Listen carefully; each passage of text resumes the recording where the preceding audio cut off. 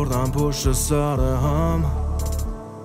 پلای پشتم رو خراب کردم، بد کردم بهت از قصد، خواستم تو چشت بچم، باید میرفتم، تو الان دلگیری ازم،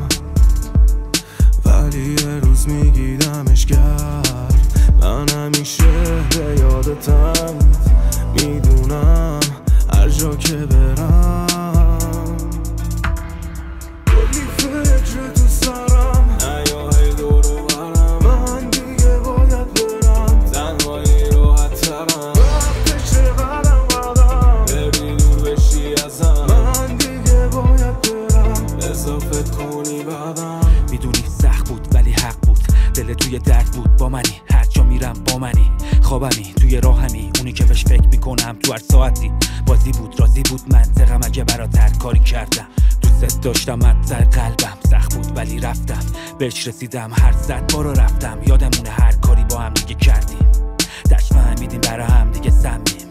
همین شد بد شد همه چی، کاری کردم از همه چی، زده چی سر چی، کم و کم رنگ در چی، آخه فهمیدیم برا هم دیگه سمیم، من و تو. من اگه میشد که اصلا فکر نمی کردم برفتم، تا همین جاشم زیادی وایسادی تو به خاطر من همه فکرامو کردم، اگه من دلتو شکستم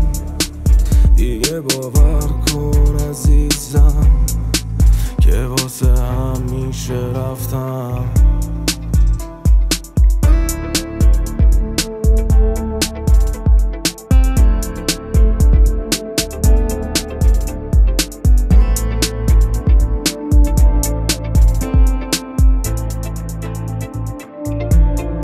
تو الان دلگیری ازم،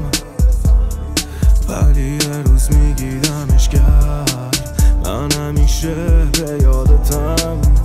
میدونم هر جا که